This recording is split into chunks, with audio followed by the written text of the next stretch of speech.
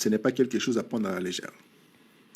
Donc, nous avons compris que cette année-là, 1974, le monde du football était dominé par l'Europe et l'Amérique du Sud. Et donc l'Afrique, elle, était considérée comme un simple faire-valoir. On dit que les équipes africaines manquaient d'expérience, de rigueur, de discipline. Pourtant, un pays va briser évidemment ce paradigme, briser cette barrière. Et donc ces pays-là, c'est les Zaïre tout simplement. Les Zaïre, aujourd'hui République démocratique du Congo. Donc, les Zaïre est devenu le premier pays d'Afrique subsaharienne à se qualifier pour une Coupe mondiale de la FIFA, les tout premiers pays africains subsahariens, organisés évidemment en Allemagne de l'Ouest.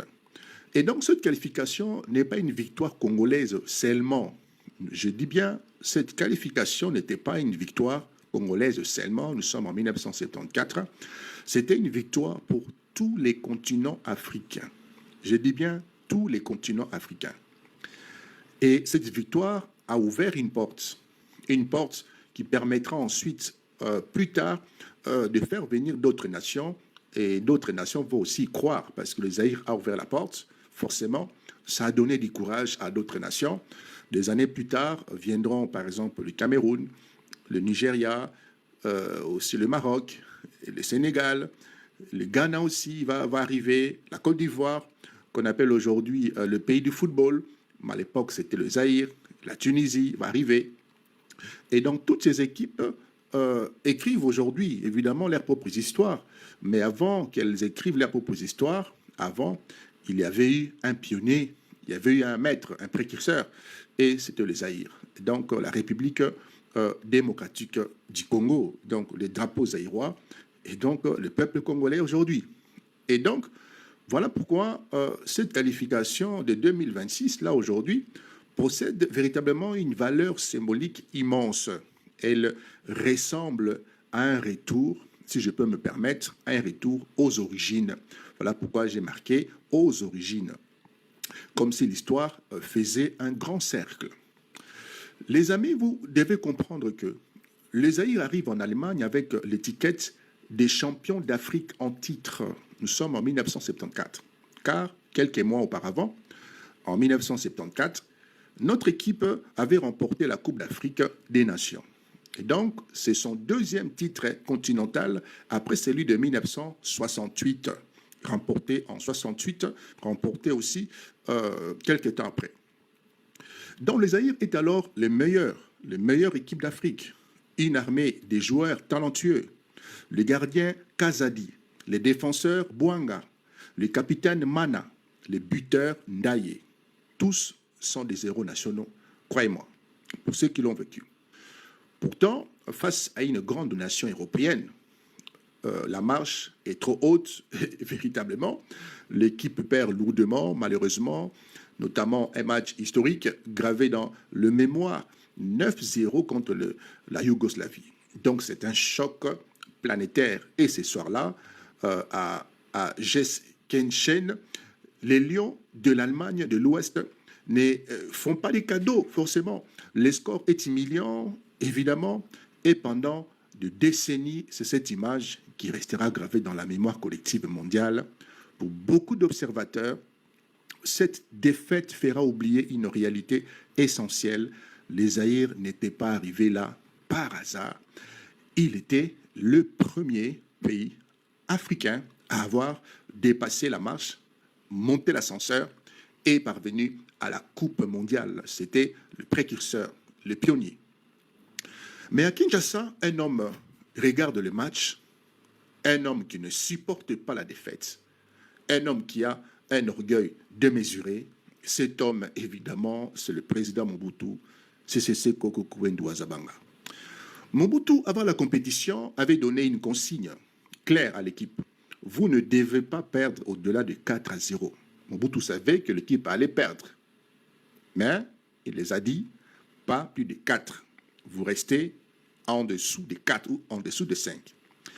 Et donc, c'était un ordre. une injonction dictatoriale, un chef d'État qui demande à des joueurs de football de se soumettre à sa volonté personnelle comme s'il s'agissait d'une manœuvre militaire, puisque lui-même étant militaire. Et quand les scores a atteint les 9-0, Mobutu est humilié, non pas parce que le pays a perdu, mais parce que son orgueil, évidemment, a été piétiné. À partir de cet instant, par une forme de colère froide, des rancœurs personnelles, Mobutu décide de se venger. Il abandonne complètement l'équipe nationale. Il coupe les investissements, il stoppe les subventions, et il n'envoie plus d'argent pour la formation, pour les stades, pour les déplacements. Mobutu, en réalité, a tué l'équipe nationale. Pas d'un coup de fusil, mais par un acte de pure négligence criminelle. Et cette équipe qui appartenait à plus de 60 millions de Congolais à l'époque, Mobutu a décidé de le tuer et il a massacré cette équipe parce que l'équipe avait perdu. Depuis lors, plus jamais le Zaïre, puis la RDC n'a participé à une Coupe du Monde. Pourquoi? Parce qu'il n'y avait plus d'investissement. Pourquoi? Parce qu'il n'y avait plus d'argent, il n'y avait plus de contributions pour former cette équipe. Pourquoi? Il n'y avait plus d'unité. Ma chère Vanessa, Eza Makamboya, il y a vie. C'est ça la véritable histoire, si vous voulez la vérité, de cette équipe qui a été délaissée, abandonnée. Les amis, beaucoup de jeunes Congolais aujourd'hui ne savent même pas que nous avons déjà gagné des Coupes d'Afrique. Ils ne savent pas que les Léopards ont été champions d'Afrique en 68 et en 74. Ils ne savent pas que le Zaïre était une puissance footballistique. Une puissance. On a tout effacé. On a laissé l'équipe nationale dans l'agonie pendant 52 ans. Les enfants nés en 1974 ont grandi en regardant les autres nations africaines briller. Ils ont vu le Cameroun atteindre les quarts de finale en 1990, le Sénégal battre la France en 2002, le Ghana, le Nigeria, le Maroc aller de plus en plus loin. Et à chaque fois, ils se demandaient, et nous alors, les Congolais, pourquoi nous ne sommes jamais là? La réponse est simple. Cher ami, un homme, par orgueil personnel, avait sacrifié tout simplement tout un peuple. Les amis, je voudrais insister sur un point, car c'est point fondamental. Je vous prie, chers amis, de partager, de tapoter, d'alimenter ces lives, afin que nous soyons sécurisés. Les amis, nous parlons beaucoup de la guerre, nous parlons beaucoup de pillage, des ressources, nous parlons beaucoup de mauvaise gestion, mais nous ne parlons pas assez de cette blessure sportive qui est aussi une blessure identitaire, puisque pendant 52 ans, la RDC a été absente des plus grands rendez-vous sportifs de la planète. Non pas parce que nous n'avions pas de talent, nous avons toujours eu, évidemment, mais parce que nous n'avions pas la volonté politique, parce que l'État congolais, depuis Mobutu, n'a jamais fait du sport une priorité stratégique. Et donc, et pourtant, qu'est-ce que le sport si ce n'est un miroir ou le miroir d'une nation, les amis?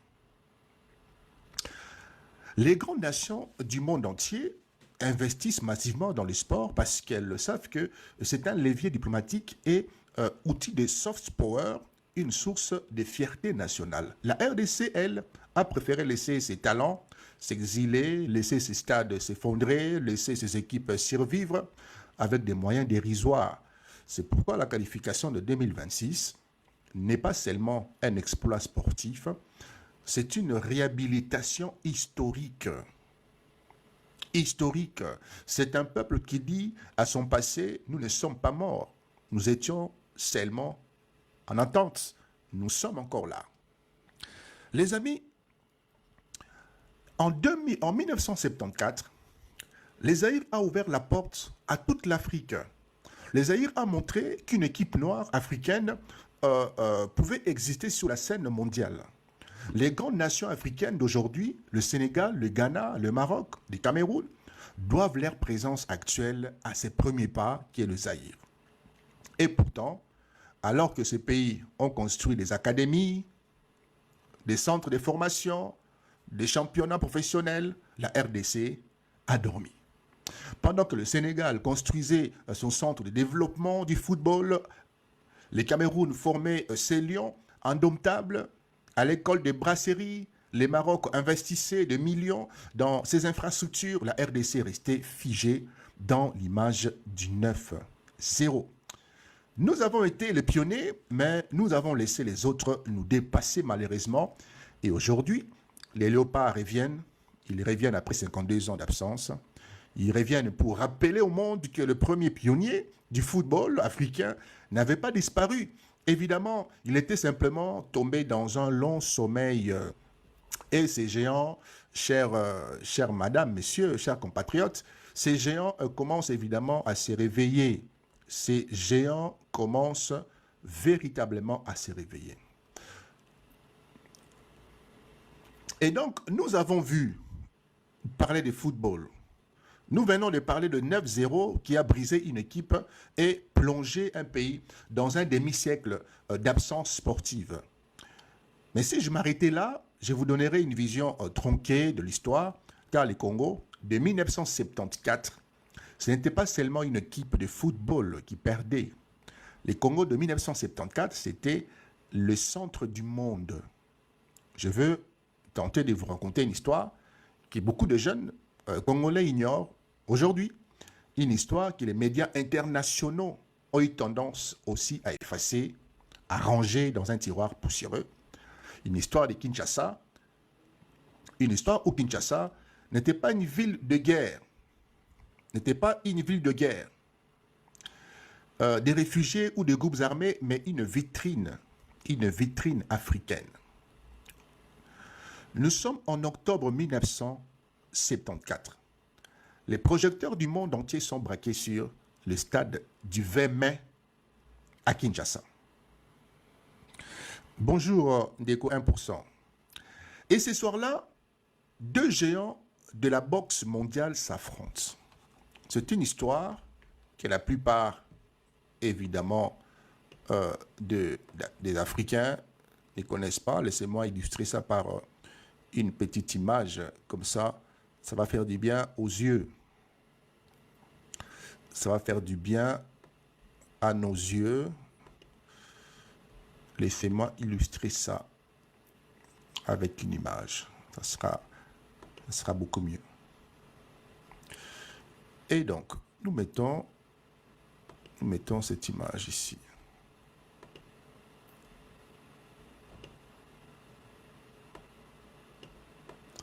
OK.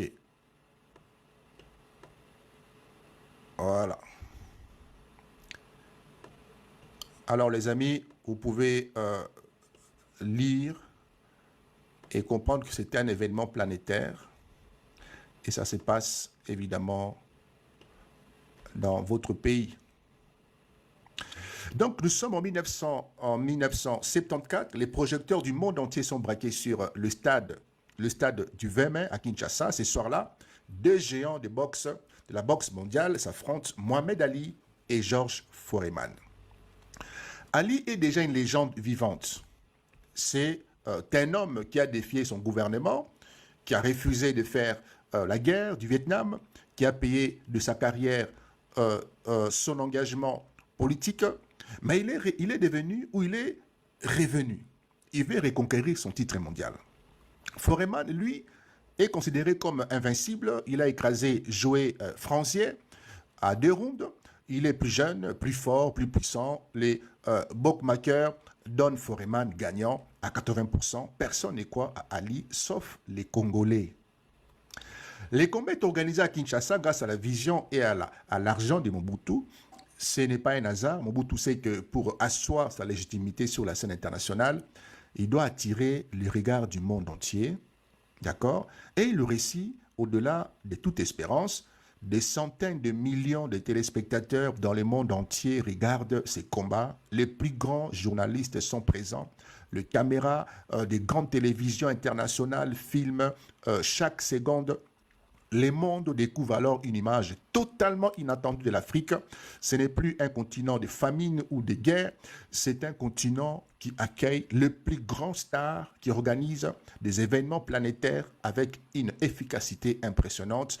Et les combats, lui, entre dans la légende. Ali a humilié en huitième round May Foreman KO. Le monde entier est en émoi. C'est l'un des plus grands exploits sportifs de tous les temps et il a eu lieu à Kinshasa. Vous avez aussi le festival Zaïre de 1974. Chers amis, mais ce que beaucoup ignorent également, c'est que les combats n'étaient pas un événement isolé. Mobutu avait compris une chose essentielle. Pour attirer les caméras du monde, il fallait leur offrir un spectacle total. Alors, quelques jours avant les combats, il organise ce qui va devenir l'un des plus grands rassemblements musicaux jamais réalisés sur les continents africains, le festival Zaïre 74. Pendant 3 jours, les plus grands stars de la musique noire mondiale se produisent à Kinshasa. Vous avez James Brown, le parrain de la soul, qui met le feu sur la scène. Vous avez Baby King, le roi du blues, qui fait vibrer les cordes de sa guitare. Vous avez Mariam Makeba, la voix légendaire de l'Afrique du Sud. Vous avez des Spinners, des Crusaders et bien d'autres. Jamais auparavant un tel rassemblement artistique n'avait eu lieu en Afrique. J'ai dit en Afrique. Le monde découvre alors une autre image du Congo, un pays capable d'organiser des événements planétaires, un pays capable d'accueillir des milliers de visiteurs dans des éditions exceptionnelles, un pays capable de faire rayonner l'Afrique. Et donc à cette époque, Kinshasa n'est pas seulement une capitale politique, Kinshasa devient une capitale culturelle, elle devient une capitale sportive, elle devient une capitale diplomatique. C'est un carrefour intellectuel et universitaire. Et vous comprenez que pendant que les caméras filment Ali et les autres, une autre révolution est en marche, les plus discrets, mais tout aussi importants. Les Zaïre investit massivement dans ces universités. Mobutu crée l'Université nationale du Zaïre, UNAZA, qui rassemble les campus de Kinshasa, de Kisangani, de Lubumbashi. Cette université forme des médecins, des ingénieurs, des juristes, des chercheurs. Ils viennent de toute l'Afrique centrale pour étudier à Kinshasa. Le Congo devient le pôle d'excellence académique. Le pays développe également des grandes infrastructures, les barrages hydroélectriques comme celui d'Inga, qui devait alimenter tous les continents en énergie, des routes qui relient les provinces et les pays voisins, de stades modernes, des bâtiments administratifs impressionnants. Le Zaïre apparaît alors comme l'un des États les plus influents d'Afrique centrale. C'est un pays qui bouge, qui construit, un pays qui attire. Chers amis, pourquoi rappeler tout cela aujourd'hui? Pourquoi il faut faire un rappel de ça? Je reviens sur notre image. Parce que beaucoup de Congolais, aujourd'hui, pensent que notre pays n'a jamais occupé une place importante sur la scène internationale, ce qui est totalement faux. La RDC n'est pas devenue stratégique uniquement à cause du cobalt ou de la transition énergétique. Elle avait déjà démontré qu'elle pouvait être un acteur majeur. Elle savait acquérir le monde, elle savait attirer les regards, elle savait produire des élites, elle savait organiser des événements que beaucoup de pays africains, à son temps, ne pouvaient même pas s'imaginer produire. Mais la question, c'est qu'est-ce qui s'est passé? Nous comprenons par là que progressivement, cette image s'est effacée. Les guerres ont remplacé le festival, les armes ont remplacé le stade, les réfugiés ont remplacé les touristes et les groupes d'armes ont remplacé les artistes. Donc le Congo est passé d'une vitrine d'Afrique à l'un des symboles de ces tragédies.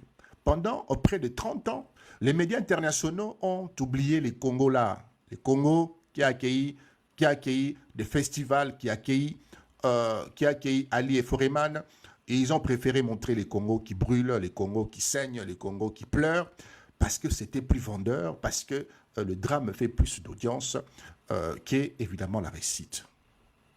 Chers amis, l'histoire montre qu'un pays capable d'avoir été un carrefour mondial peut le redevenir, à condition de retrouver une vision, des institutions solides et de la capacité de mobiliser les talents. Je dis bien la capacité de mobiliser les talents. Je voudrais que nous retenions une chose essentielle de ce chapitre, cher ami. Le Congo a déjà été précurseur. Ça veut dire le premier qui a ouvert la porte. Précurseur dans le football, le premier pays africain subsaharien d'avoir atterri dans le monde, en d'autres termes, championnat du monde de football en Allemagne en 1974. Le Zaïre fut précurseur dans l'organisation d'événements planétaires, les précurseurs dans l'accueil des plus grandes stars, les précurseurs dans la formation des élites africaines. Mais chaque fois, cette lumière s'est éteinte. C'est quoi les raisons et pourquoi? Parce que le leadership avait failli. Parce que l'orgueil d'un homme a détruit une équipe de football. Parce que les guerres ont remplacé les développements. Parce que le pays est devenu invisible. Et donc aujourd'hui, les léopards nous rappellent que le Congo peut redevenir visible. Non pas pour les drames, mais pour la réussite. Non pas pour les massacres, mais pour les talents, parce que ça existe. Il y en a de toutes parts, à profusion. Non pas pour l'arme, mais évidemment pour la fierté. Donc le Congo l'a déjà fait hier. Voilà pourquoi il est important de ne jamais oublier cette période, car pour savoir où l'on peut aller, il faut d'abord se souvenir d'où l'on vient. Voilà pourquoi les Français disent, si tu ne sais pas d'où tu viens, tu ne sauras jamais connaître où tu vas. Et donc, il faut savoir d'où nous sommes venus pour évidemment savoir où nous allons. Nous avons parlé de la gloire du Congo, du Zaïre. Nous avons parlé du football, du combat du siècle, des festivals et des universités. Nous avons vu le Congo qui brillait autrefois, qui attirait les regards du monde. Mais pour encore davantage comprendre la suite, pour comprendre pourquoi ces géants s'est endormis, pour comprendre pourquoi la RDC a été plongée dans un demi-siècle de guerre et d'effacement, nous devons remonter plus loin encore. Nous devons remonter à l'origine de la tragédie congolaise. Nous devons parler de Patrice Emery Lumumba. Car avant d'être le pays de minerais, avant d'être le pays du M23, avant d'être le pays des réfugiés et de massacres, le Congo fut le pays d'un homme. Un homme qui, en quelques mois seulement, allait devenir l'un des symboles les plus puissants de la décolonisation africaine. Les amis, je vous demande de tapoter, de partager. Merci. Le 30 juin 1960, les Congolais accèdent à l'indépendance après 75 ans de colonisation belge, marquée par l'exploitation, le racisme institutionnel et la spoliation de terres. Le peuple congolais peut enfin lever sa tête. Le monde entier regarde Léopoldville, aujourd'hui Kinshasa. Des délégations du monde entier sont présentes. Le roi Baudouin de Belgique fait les déplacements. Il prononce un discours paternaliste, rappelant la mission civilisatrice de la Belgique, comme s'il s'adressait à des enfants égarés. Et puis un homme s'élève, un homme qui refuse le langage diplomatique, un homme qui refuse les formules de courtoisie, un homme qui refuse l'hypocrisie tout simplement. Cet homme, c'est Patrice Emery Lumumba. Dans son célèbre discours de 30 juin, il répond au roi Baudouin, il ne parle pas de remerciements, il parle de vérité. Nous avons connu les ironies, les insultes, les coups que nous devions subir matin, midi et soir, parce que nous étions de nègres. Nous avons connu que nos terres étaient spoliées au nom des lois prétendument civilisatrices. Nous avons connu que nous n'avions pas de maisons décentes. Nous avons connu que nous étions traités comme des citoyens de seconde zone. Ce discours est un coup de tonnerre. Pour les Congolais, c'est la libération. Pour le Belge, c'est une gifle. Pour les Américains et les Européens, c'est un danger. Lumumba ne se contente pas de réclamer l'indépendance politique, il réclame la dignité, il réclame la justice, il réclame la restitution de ce qui a été volé. Et pour des millions d'Africains, de Dakar, Johannesburg, Lagos, Nairobi, Lumumba devient immédiatement un héros, un symbole. Il incarne l'espoir d'une Afrique libre, maîtresse de son destin, débarrassée de la tutelle coloniale. Pour plusieurs puissances coloniales occidentales, il devient un dirigeant imprévisible. un homme qu'on ne peut pas contrôler, un homme qui va bousculer l'ordre établi. Quelques semaines après l'indépendance, le pays va basculer dans une crise majeure. L'armée congolaise s'émutine contre les officiers belges qui refusent de partir. La Belgique, furieuse, envoie des troupes sous prétexte de protéger ses ressortissants. En réalité, elle veut reprendre le contrôle des richesses du pays. À ce moment, la province la plus riche du Congo, le Katanga, fait sécession sous la direction de Moïse Tshombe avec le soutien actif de la Belgique et des intérêts miniers belges. La Belgique, qui n'a pas accepté la perte de sa colonie, va tout faire pour balkaniser les Congos, les fragmenter en plusieurs États fantoches, pour continuer à contrôler ses mines, ses cuivres, d'uranium et de diamants. Et dans ces chaos, une autre force entre en jeu, la guerre froide. Les États-Unis voient d'un mauvais œil le Congo qui bascule dans les désordres. Ils craignent que les chaos profitent à l'Union soviétique. Ils craignent que le Lumumba, en quête d'alliés pour défendre son pays, ne se retourne vers Moscou.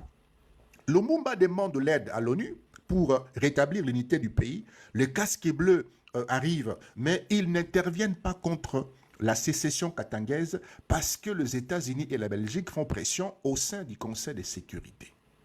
Le Lumumba est frustré, il ne comprend pas pourquoi l'ONU ne l'aide pas à chasser le Belge et à écraser la rébellion de Tshombe.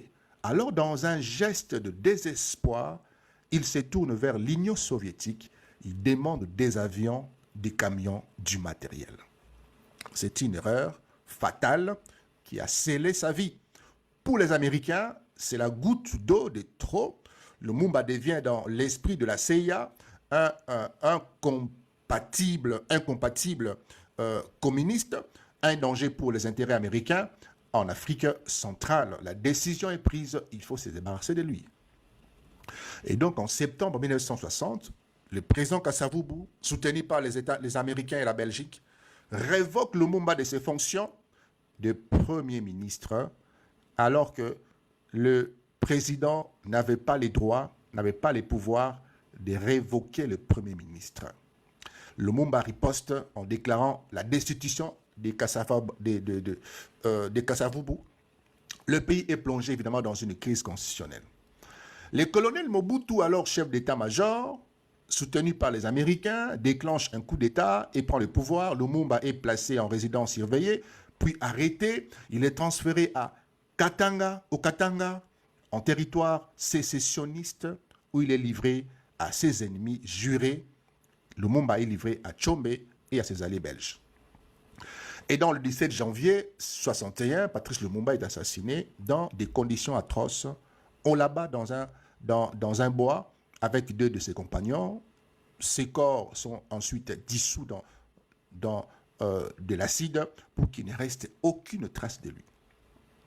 Et donc l'assassinat de Lumumba provoque une onde de choc dans le monde entier. Pour l'Afrique, c'est un traumatisme. Pour les nations indépendantes, c'est un avertissement.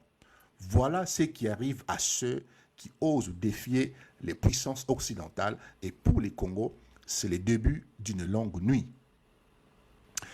Pendant des décennies, les amis, la participation des Nations Unies ou des États-Unis et la Belgique à l'assassinat de Lumumba a été niée, dissimulée, occultée.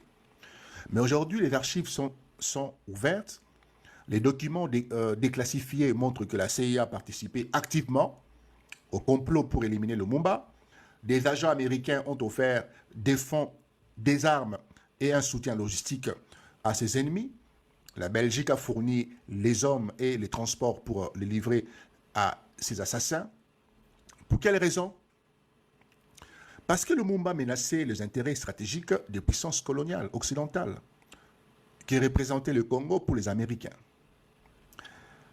Un territoire grand comme l'Europe de l'Ouest, un sous-sol d'une richesse inouïe, l'uranium, cuivre, cobalt, diamant, et une position stratégique au cœur de l'Afrique qui permettait de surveiller tous les continents, un enjeu dans la compétition entre l'URSS et les États-Unis.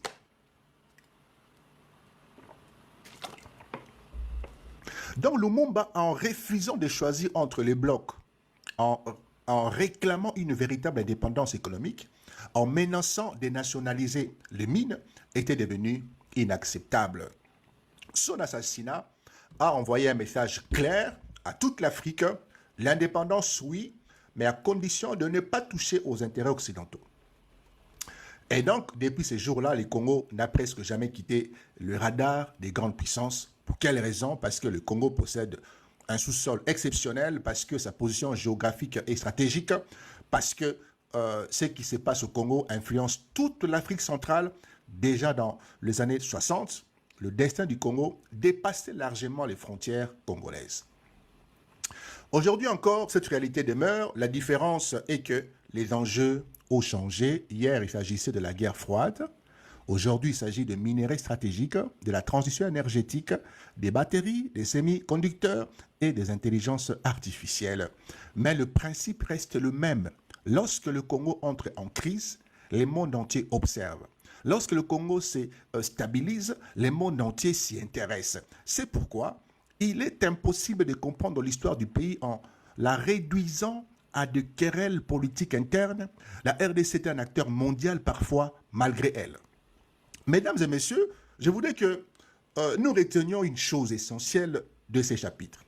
L'assassinat de Lumumba est l'acte fondateur du drame congolais.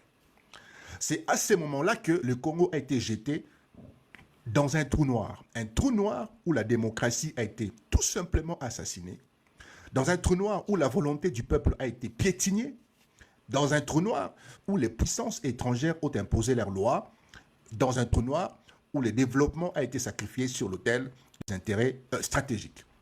Et donc ces trous noirs, le Congo n'en a jamais vraiment sorti. Mobutu a pris le pouvoir avec le soutien des Américains. Il l'a gardé pendant 32 ans, non pas parce qu'il était populaire, mais parce qu'il servait les intérêts des alliés occidentaux. Puis quand la guerre froide s'est terminée, Mobutu a été abandonné et le Congo est retombé dans les chaos, évidemment. C'est pourquoi, aujourd'hui, lorsque nous parlons de la RDC, nous parlons d'un pays qui n'a jamais vraiment eu la chance de choisir son propre destin. Mais cette fois-ci, les choses commencent à changer. Et nous revenons maintenant au niveau des léopards. Les léopards, en se qualifiant pour la Coupe du Monde, ne faut pas qu'un exploit sportif. Il faut le comprendre dans une dimension panoramique. Les léopards disent au monde, nous existons, les amis. Nous ne sommes plus que blessés. C'est une blessure. Nous avons des talents, nous avons des rêves. Les Congolais ont une fierté. Et c'est précisément ce que le Lumumba avait réclamé, ce que le Lumumba aurait voulu. Un Congo debout, comme on le chante dans toutes les chansons créées par l'intelligence artificielle pour glorifier l'équipe et mettre en avant les léopards. Un Congo maître de son destin, un Congo qui ne soit plus une simple vitrine de l'histoire, mais un acteur de son propre avenir. Les amis, comment le Congo est entré dans l'enfer et est devenu invisible? Et donc, nous avons compris ceci. Nous avons parcouru un long chemin, pour ceux qui ont commencé avec moi. Nous avons vu la lumière de 74, nous avons vu les carrefours planétaires qui étaient Kinshasa, nous avons vu les rêves brisés de Patrice Lumumba. Nous avons vu Mobutu, soutenu par les Américains, régner pendant 32 ans sur un pays qui, malgré ses défauts, restait un État. Car il faut bien le dire, il faut bien le reconnaître, sous Mobutu, malgré la dictature, la corruption et la kleptomanie, la kleptocratie, les Zaïre existaient, l'armée existait, les frontières étaient contrôlées, l'administration fonctionnait avec ses forces et ses faiblesses. Les universités formaient des cadres dans toute l'Afrique centrale. Les compétitions sportives, même si elles étaient en déclin, continuaient. Les Congos étaient présents sur la scène internationale. Puis arrive évidemment l'année 1994. Et donc cette année, le monde est témoin d'une tragédie absolue, le génocide du Rwanda. En 100 jours, près d'1 million de personnes sont assassinées. Le monde regarde impuissant. La communauté internationale, la France en tête, est accusée d'avoir fermé les yeux. d'avoir soutenu un régime génocidaire, quand le Front patriotique rwandaise FPR, dirigé par Paul Kagame, prend le pouvoir à Kigali, des centaines de milliers de Hutus, dont des militaires et de milices responsables du génocide, franchissent la frontière et s'installent au Zaïre. Ils créent d'immenses camps de réfugiés, notamment autour de Goma, Bukavu. Ces camps ne sont pas seulement des abris pour les civils, ils deviennent des bases arrières pour les anciennes forces armées rwandaises et les milices interamouées. Ils veulent évidemment reprendre le pouvoir à Kigali. Est-ce qu'on peut leur reprocher de vouloir reprendre le pays? Le nouveau régime rwandais considère cette situation comme une menace existentielle aux frontières. Il ne peut pas accepter que ses ennemis se regroupent à ses frontières prêts à attaquer. De l'autre côté, Mobutu regarde la situation. Il est avancé en âge, il est affaibli, il est malade, son régime est corrompu, décrié, isolé, abandonné par les Américains qui l'ont soutenu, par les Français. Il n'a plus la force ni la volonté de contrôler ce qui se passe dans l'Est. C'est un vide qui reste là, et dans ce vide, la guerre va s'engouffrer. En 1996, une rébellion éclate dans l'Est du Zaïre. Elle est menée par l'Alliance des forces démocratiques pour la libération du Congo, AFDL, dirigée par un vieux révolutionnaire, Laurent Désiré Kabila. Mais Kabila n'est fait que la figure de proue. Le vrai maître du jeu sont le Rwanda et l'Ouganda. Ils fournissent les troupes, les armes, l'argent et les conseils militaires. L'armée zaïroise corrompue et mal payée s'effondre comme un château de cartes. En quelques mois, les rebelles avancent, province après province, ville après ville. En mai 97, après 32 ans de pouvoir, Mobutu Sese Seko Kukuendo Wazabanga va quitter Kinshasa. Il meurt quelques mois plus tard en exil au Maroc, abandonné de tous, y compris de ses anciens alliés américains et français. Laurent Désiré Kabila entre à Kinshasa, il proclame le retour du nom historique, donc la République démocratique du Congo. Il le fait revenir, il le fait ressusciter. Les Congolais, pour la plupart, accueillent Kabila avec espoir. Après 32 ans de dictature, ils croient enfin un renouveau. Ils croient que le fils du peuple, ce révolutionnaire, va apporter la paix, la démocratie et le développement. Cet espoir sera de courte durée, malheureusement. À peine une année après avoir pris le pouvoir, Kabila se retourne contre ses alliés, Rwandais et Ougandais. Il comprend que c'est Rwanda, il comprend que le Rwanda ne veut pas seulement la sécurité à ses frontières, le Rwanda veut contrôler l'Est de la République démocratique du Congo, ses ressources, ses routes commerciales, ses minéraux. Kabila alors ordonne à toutes les forces rwandaises et ougandaises de quitter le territoire congolais. C'est la rupture. Et en août 1998, une nouvelle rébellion éclate.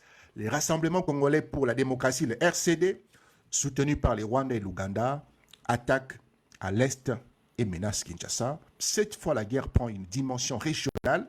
D'autres pays africains interviennent aux côtés du gouvernement de Kinshasa. L'Angola, Zimbabwe, la Namibie, le Tchad. On parlera bientôt de la Première Guerre mondiale africaine parce qu'elle implique des armées régulières de près d'une dizaine de pays. Le territoire congolais est partagé entre différentes forces. Le gouvernement contrôle l'Ouest, les centres et le Sud. Le RCD, soutenu par les Rwandais, contrôle l'Est, notamment les provinces du Kivu et une partie de Katanga. Le MLC, soutenu par l'Ouganda, contrôle le Nord, autour de la province de l'Équateur. Des millions de civils sont pris au piège. Les combats, les déplacements des populations, les maladies, la famine et les massacres font des ravages. Les estimations varient, mais on parle de plusieurs millions de morts directement ou indirectement entre 1998 et 2003. L'économie s'effondre, les infrastructures sont détruites, les investisseurs disparaissent, le football est régulé au second plan, les universités manquent de moyens, les jeunes grandissent dans un climat d'insécurité permanent, le Congo qui était un carrefour planétaire devient un champ de bataille. Mesdames et messieurs, c'est ici que se joue l'un des aspects les plus tragiques de cette histoire. Pendant que le caméra filme la guerre, le reste du monde change de regard sur le Congo. On ne parle plus du pays de la Rumba.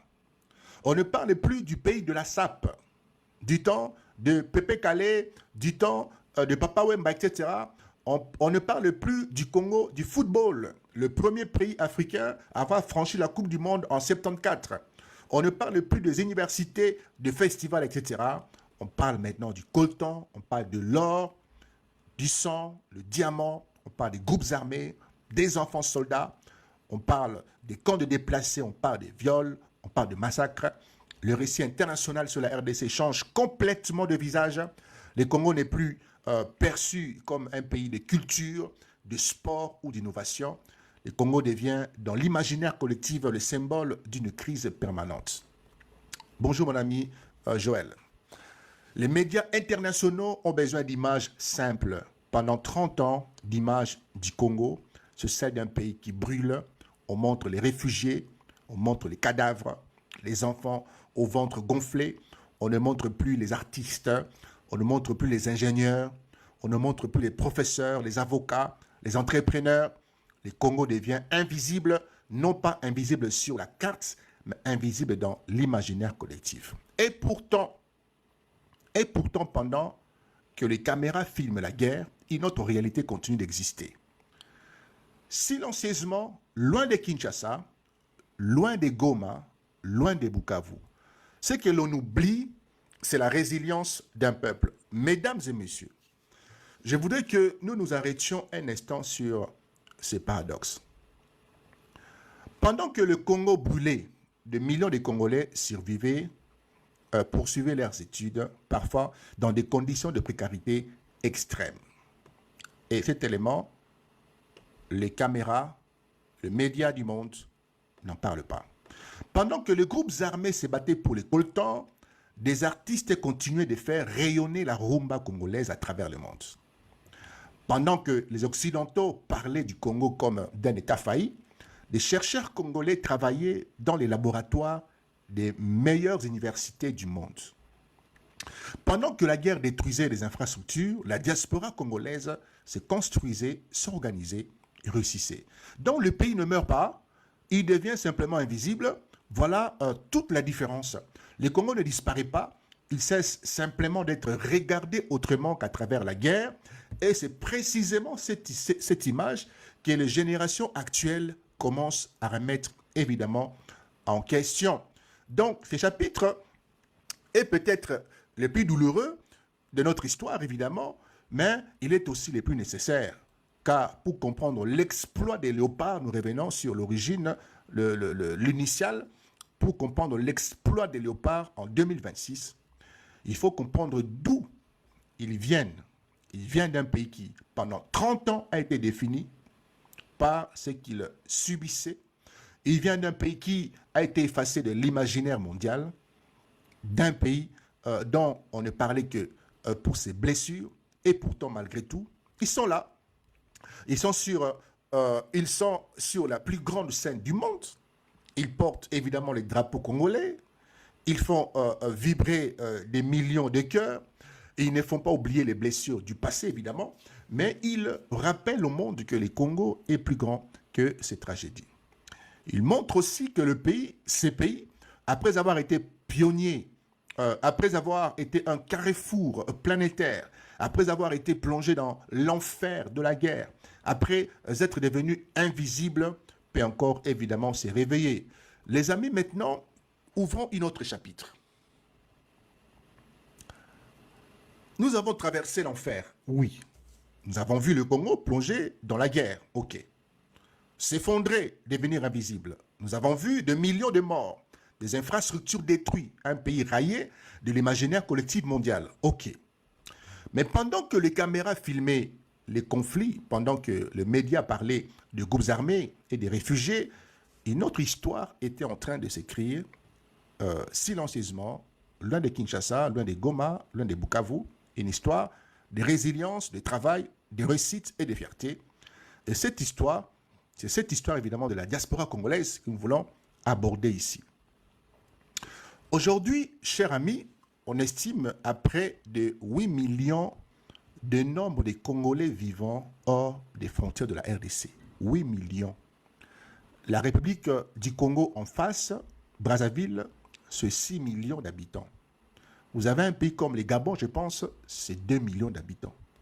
Vous avez encore quelques pays en Afrique où ils ne dépassent pas les 8 millions. Mais la diaspora congolaise, c'est 8 millions. Hors de son pays, les amis. 8 millions. Et donc, ils sont partout. En Belgique, l'ancienne puissance coloniale, où la communauté congolaise est l'une des plus dynamiques et des mieux organisées d'Europe. Puisqu'en Belgique, vous avez des députés, des sénateurs, vous avez des chefs d'entreprise. La Belgique, c'est le carrefour. Et puis la France, où des milliers de Congolais ont fui la guerre, ou les guerres, où sont venus étudier et où ils occupent aujourd'hui des postes importants dans la médecine, le droit, les affaires et la culture. Vous avez l'Angleterre aux Pays-Bas, l'Allemagne, où les étudiants et les professeurs congolais se sont imposés par leur excellence. Les États-Unis ou le Canada, où les Congolais ont su conquérir les plus hautes sphères académiques et entrepreneuriales. L'Afrique du Sud, où une communauté congolaise prospère, contribue à l'économie de la nation la plus industrialisée du continent. Dans le pays du Golfe, où les ingénieurs et les entrepreneurs congolais sont plus présents. Partout où elle s'installe, la diaspora congolaise réussit. Chers amis, on trouve des médecins qui sauvent des vies dans les hôpitaux les plus prestigieux du monde. On trouve des professeurs dans les universités qui forment les élites de pays qui les accueillent. On trouve des chercheurs qui travaillent dans les laboratoires les plus avancés sur les technologies de demain. On trouve des ingénieurs, on trouve des avocats, des magistrats, on trouve des chefs d'entreprise, des artistes. Chers amis, on trouve des sportifs qui portent haut les couleurs de leur pays d'adoption. La France, des Congolais, vous avez eu les Makelele autrefois, la Belgique, vous avez l'Espagne. Mais, les amis,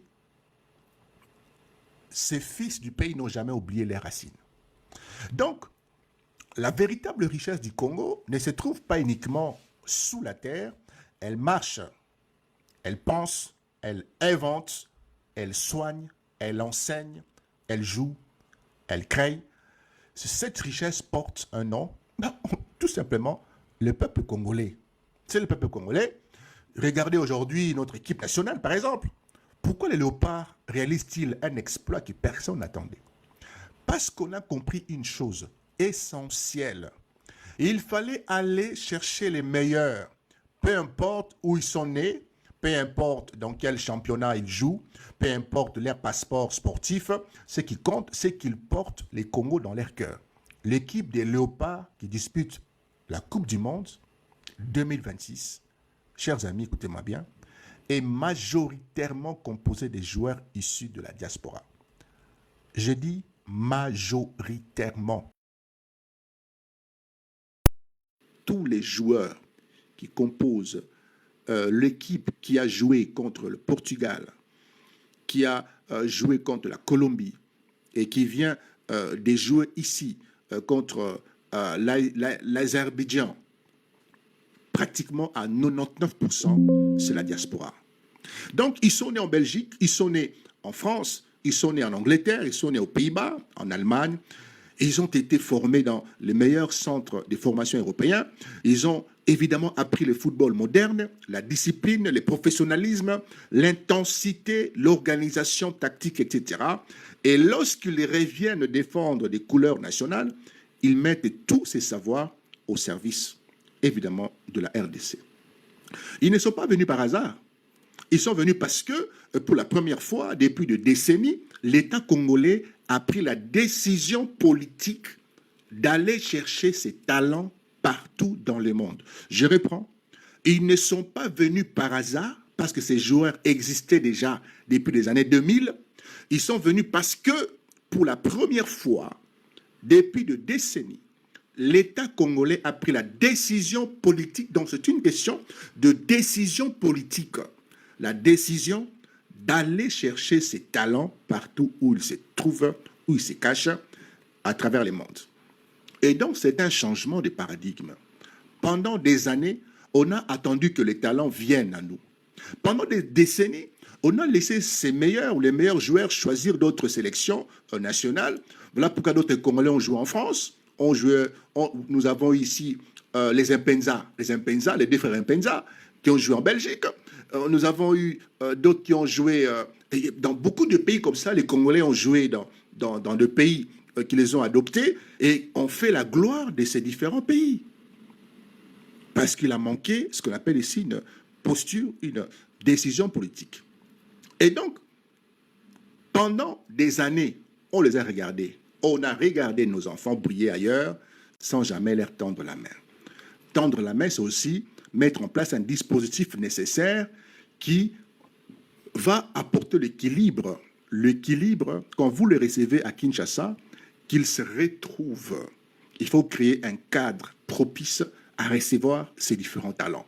Donc, il y a une décision politique qui s'accompagne, évidemment, des actions sur le terrain. Quand vous le recevez, vous le mettez dans des dispositions nécessaires qui s'approchent à des dispositions en Europe. Sinon, ils ne viendront pas. Les amis, la leçon des léopards, si c'est possible dans le football, pourquoi pas dans le reste? Je voulais poser une question simple, une question fondamentale. Si cela est possible dans le football, si on a su mettre en place une politique d'aller chercher les talents, d'aller les recruter, si il y a une politique imprimée, une volonté d'aller chercher ces talents, pourquoi pas aller chercher les meilleurs ingénieurs congolais? Les amis, pourquoi pas aller chercher les meilleurs chercheurs, les meilleurs médecins, les meilleurs spécialistes de l'intelligence artificielle? Pourquoi pas aller chercher les meilleurs économistes, aller chercher les meilleurs experts de mines? Pourquoi pas aller chercher les meilleurs architectes, les meilleurs investisseurs? Ils travaillent déjà dans les plus grandes entreprises du monde, puisqu'ils sont là. Ils enseignent dans les meilleures universités. Ils dirigent des laboratoires. Ils développent des technologies de pointe. Ces Congolais créent des entreprises qui valent des milliards. Comme le football, ils attendent simplement qu'on leur donne un cadre, comme le football, ils attendent qu'on leur tende la main. Comme le football, ils sont prêts à revenir servir leur pays, à condition qu'on leur offre un projet crédible, une vision crédible, des institutions qui fonctionnent. Et là, comme le football, ces cerveaux, ces têtes viendront. Les amis, pendant longtemps, le Congo a cru qu'il était pauvre. Pendant longtemps, le Congo a cru qu'il n'avait pas de talent. Pendant longtemps, le Congo a cru qu'il était condamné à la médiocrité. En réalité, il regardait un mauvais endroit, où on regardait dans une mauvaise direction. Le plus grand gisement du Congo n'est pas seulement le cobalt, ce n'est pas seulement le cuivre, ce n'est pas l'or, ce n'est pas les coltans seulement, ce n'est pas les diamants. Le plus grand gisement du Congo, ce sont les Congolais eux-mêmes. Ce qui a manqué pendant des décennies, c'est la volonté politique d'aller chercher ces talents. Ce qui a manqué, c'est la vision. De décennies de manque de vision, de manque d'organisation, de décennies de manque de cadres. Pendant des années, l'État congolais a préféré dormir sur ses richesses minières, espérant que quelqu'un d'autre viendrait construire le pays à sa place. Pendant des années, il faut le dire, on a laissé les cerveaux s'exiler, les talents s'éparpiller, les compétences se perdre. Pendant des années, on a regardé la diaspora réussir ailleurs, sans jamais se demander comment on pouvait le faire contribuer au développement de la patrie. Et puis soudain, on a compris. Je l'espère. Le football nous a ouvert les yeux. On commence par le football. On commence par le soft power. Le football nous a montré une voie. Le football nous a prouvé que le talent existe, puisque 99% des joueurs qui ont gagné hier, c'est la diaspora. C'est la diaspora. Le football nous a prouvé que le talent existe, qu'ils sont là, qu'ils attendent tout simplement qu'on leur tende la main. Tout ce qu'il faut, c'est un cadre, c'est une volonté exprimée. Les amis, imaginez un instant ce que la RDC pourrait devenir si elle appliquait à tous les domaines la logique qui a réussi au léopard. Parce que chers amis, si nous perdions contre l'Angleterre, pour moi, nous avons tout gagné. Si nous perdons contre l'Angleterre, mais nous avons tout gagné. C'est qu'en 2 ans d'absence, déjà le fait d'avoir eu match nul avec Ronaldo, nous avons dansé, nous nous sommes réjouis. C'était déjà une victoire. C'était terminé, on pouvait dormir tranquillement. Mais là, les léopards ont dit non. Ça, c'était l'introduction. C'était ce qu'on appelle le préliminaire. Nous allons vous amener jusqu'au 16e de finale. Les amis, c'est l'apothéose. C'est grandiose. C'est plus qu'un miracle. Et donc, si ça pouvait se répercuter sur d'autres domaines, comme la volonté politique a été exprimée, matérialisée, il faut le faire aussi dans d'autres domaines. Et là, les amis, nous verrons la RDC s'est transformée. Donc, imaginez un instant ce que la RDC pourrait devenir si la volonté politique appliquée ou s'appliquait, ou si on répliquait à tous les domaines la logique qui est réussie au Léopard. Imaginez des équipes de chercheurs congolais formés dans les meilleures universités du monde. Vous les recrutez, qui reviennent pour créer des laboratoires de pointe à Kinshasa. Imaginez seulement. À Lubumbashi, à Kisangani, etc. Imaginez des ingénieurs congolais qui reviennent pour construire des infrastructures modernes, des routes, des ponts, des barrages, des centres nucléaires, des centres solaires. Imaginez les entrepreneurs congolais qui reviennent pour investir dans l'agriculture, l'industrie, les technologies. Imaginez les professeurs congolais qui reviennent pour former la prochaine génération d'élites congolaises. Au lieu de les envoyer ailleurs, de les envoyer aux États-Unis, en France, mais que les professeurs qui sont aux États-Unis, qui sont en France, qui sont en Chine, qui sont en Allemagne, ces professeurs viennent en RDC pour former les élites, avec la vision congolaise. Imaginez les artistes congolais qui reviennent pour faire de Kinshasa la capitale culturelle de l'Afrique. Tout est possible, tout cela est à portée de main. La seule chose qui manque, évidemment, nous le disons toujours, la volonté politique. Une leçon pour aujourd'hui. Mesdames et messieurs, la diaspora congolaise n'est pas une diaspora des réfugiés. C'est une diaspora des bâtisseurs. Pendant que le Congo brûlait, ils construisaient leurs avenirs ailleurs. Pendant que le Congo était invisible, ils les rendaient visibles à travers leurs réussites ailleurs. Pendant que le Congo doutait, il prouvait que les talents congolais n'avaient rien à envier à personne. Et aujourd'hui, les léopards sont les symboles de cette diaspora victorieuse. Ils nous montrent évidemment qu'un pays peut recommencer à gagner lorsqu'il a rassemblé ses meilleurs talents autour d'un même drapeau. Voilà la véritable leçon de cette qualification. Ce n'est pas seulement une victoire sportive, c'est une révélation. La révélation que le Congo possède encore les femmes et les hommes capables de le faire rayonner. La révélation que le plus grand gisement du Congo, ce sont les Congolais eux-mêmes.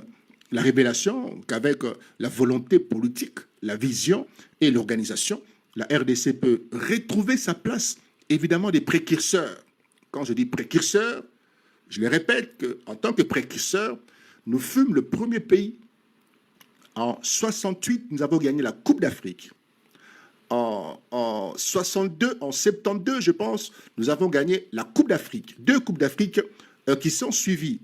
Et puis en 74, nous sommes le premier pays africain à avoir franchi le pas pour intégrer la Coupe du Monde mise en place par l'Allemagne. Le premier précurseur. Nous sommes le premier pays à avoir fait venir des grands mastodontes, des boxeurs de l'histoire. Et tous les caméras du monde, de milliards de gens, ont braqué leur regard au Congo et le Zaïre. Et donc, nous sommes des précurseurs. Je le mettrai sur YouTube, cher ami. Évidemment, si vous connaissez déjà le nom de YouTube, alors c'est bon, on peut avancer. Mesdames et messieurs, nous avons traversé ensemble un long voyage. de la gloire de 74 à la chute provoquée par l'orgueil d'un homme, du carrefour planétaire qui était Kinshasa à l'effacement médiatique de guerre, de la résilience silencieuse de la diaspora à la renaissance inattendue des léopards. Mais il nous reste à comprendre pourquoi cette qualification est bien plus qu'un exploit sportif. Il nous reste de comprendre pourquoi elle survient au moment précis où la RDC redevient indispensable à l'économie mondiale. Car le monde a changé. Et la RDC, sans le savoir, peut être en train de redevenir ou de devenir les centres de toutes les attentions du monde. Chers amis, faisons une parenthèse, la transition énergétique et pourquoi le monde a besoin du Congo. Nous vivions dans une révolution industrielle, pas une révolution comme celle du XXe siècle, avec la vapeur, ou plutôt XIXe siècle, avec la vapeur, le charbon, pas une révolution du XXe siècle, avec le pétrole et l'électricité. Nous vivons la révolution de la transition énergétique, chers frères et sœurs. Les voitures électriques, les batteries, les énergies renouvelables, les centres des données, l'intelligence artificielle, les technologies numériques. Toutes ces industries ont un point commun, un point de chute commun. Elles ont besoin de minerais stratégiques. Et ces minerais se trouvent en grande partie en République démocratique du Congo. On ne va pas rentrer dans les détails, ce n'est pas notre thème. Sachez que ces minerais, c'est le cobalt, le cuivre, le tantal, germanium, lithium, terres rares. Le Congo n'est plus seulement un pays au sous-sol riche. Le Congo est un pays indispensable à la survie de l'économie mondiale du XXIe siècle.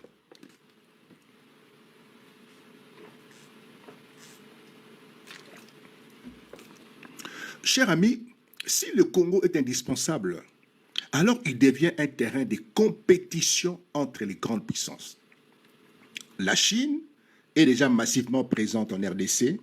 Elle a investi de milliards de dollars dans les mines, les infrastructures, les routes, les barrages. La Chine a compris dès les années 2000 que le Congo était la clé de sa révolution technologique.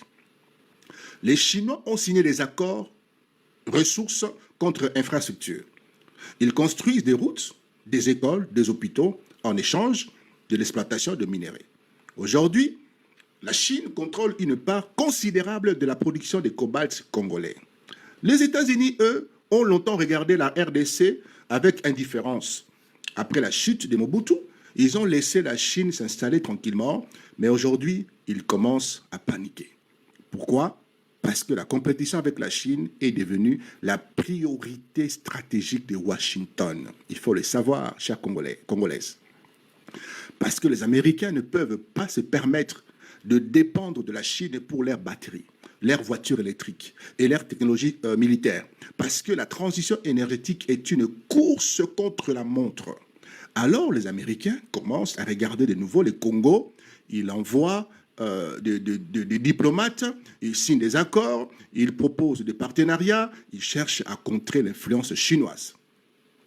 L'Union européenne, elle aussi, veut sécuriser ses approvisionnements. Les Européens ont compris qu'ils ne pouvaient pas laisser la Chine et les Américains se disputer seuls le minerai congolais. La RDC devient ainsi l'un des épicentres de la nouvelle guerre froide, la guerre de minerais stratégiques congolais Yebango. C'est dans ces contextes géopolitiques explosifs que survient la qualification des léopards. Les amis, tout a un sens. Tout a un sens. De milliards de spectateurs à travers le monde voient les drapeaux congolais et observent Lumumba battant les records avec sa main levée. De milliards de téléspectateurs entendent l'hymne national. De milliards de téléspectateurs découvrent une autre image du pays. Pendant quelques jours, on ne parle plus uniquement du Congo.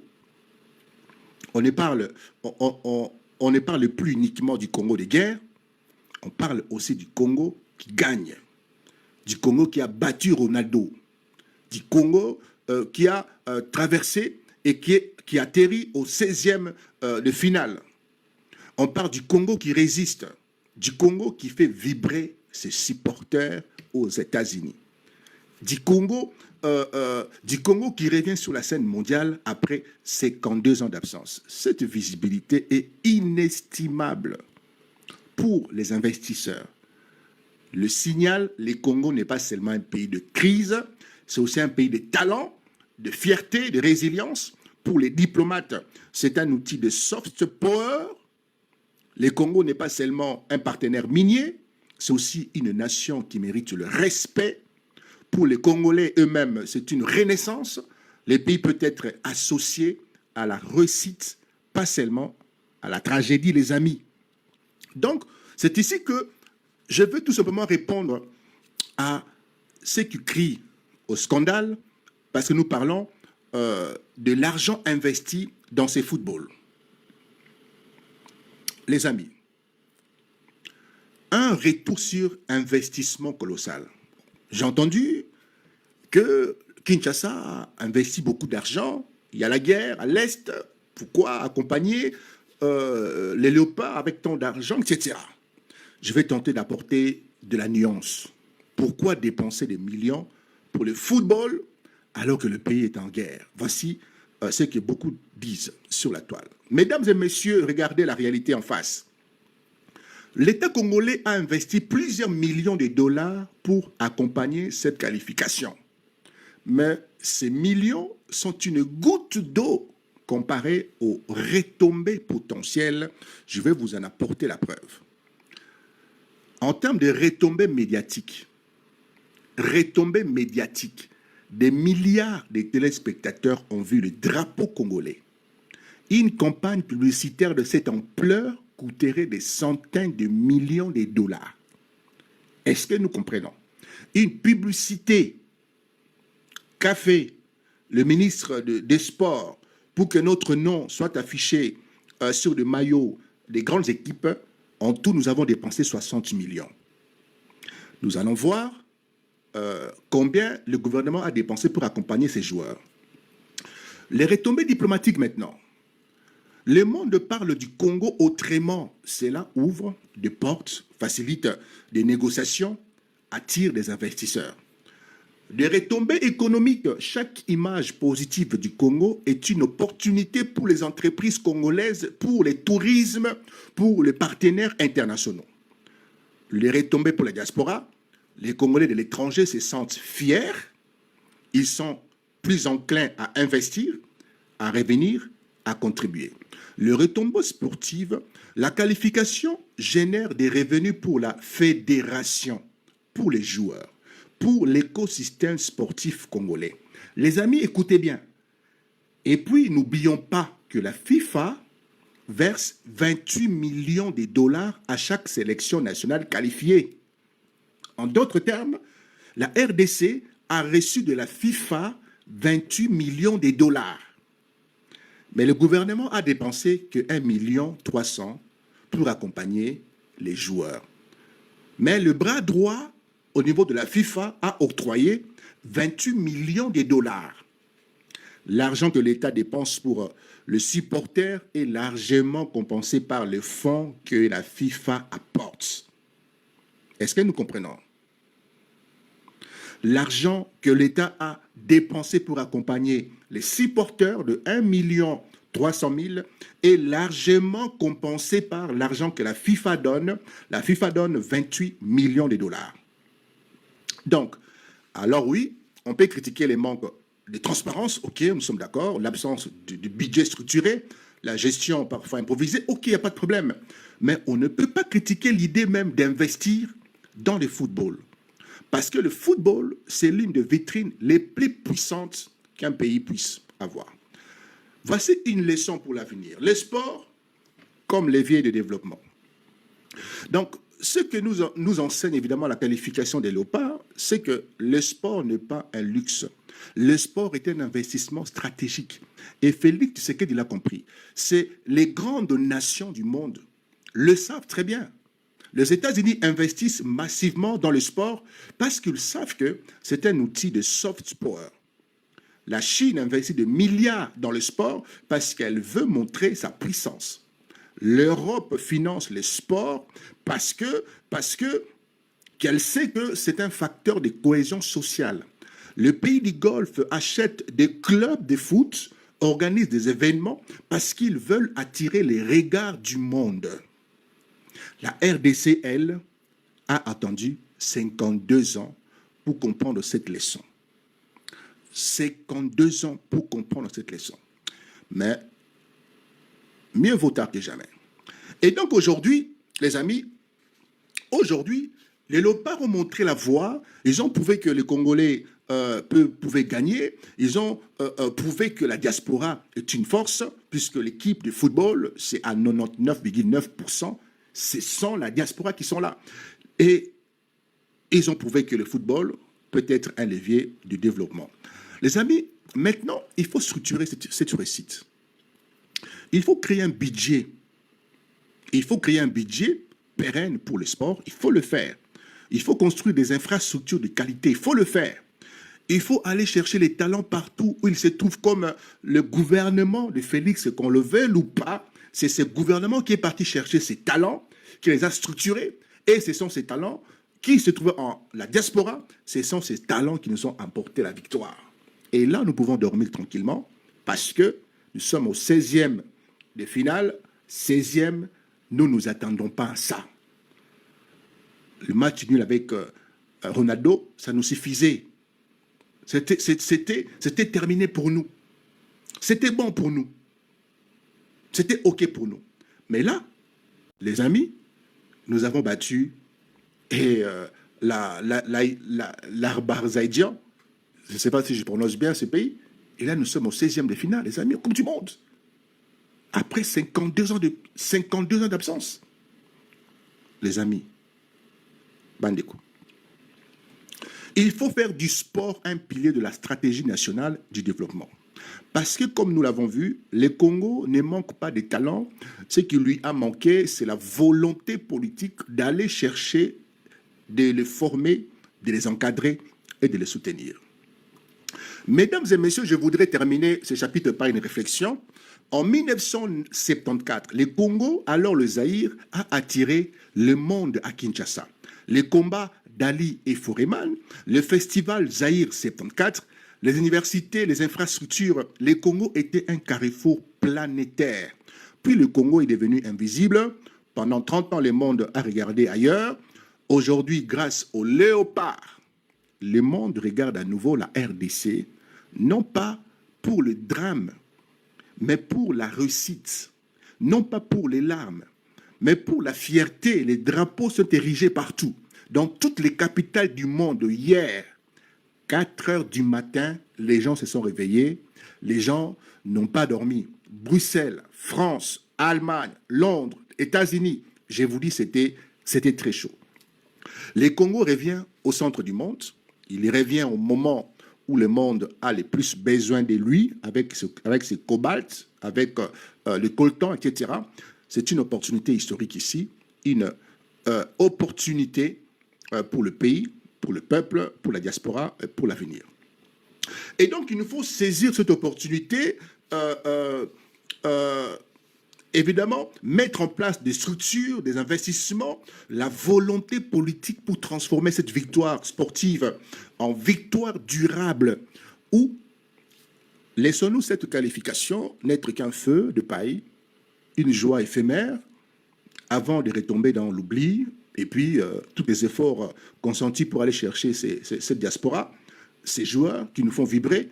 Et une fois que c'est fini, une fois la Coupe du Monde est terminée, et puis on abandonne tout. Il n'y a plus de compétition dans le pays. On n'investit pas dans les grandes villes. On n'investit pas dans les centres sportifs. On n'investit pas dans les stades. Et donc, on se disant que c'est bon. Et on passe à autre chose. Les amis, nous avons parcouru ensemble un long chemin de la gloire des 74 à la renaissance des léopards, de l'assassinat de Lumumba à la résilience de la diaspora, des enjeux géopolitiques aux intérêts stratégiques des grandes puissances.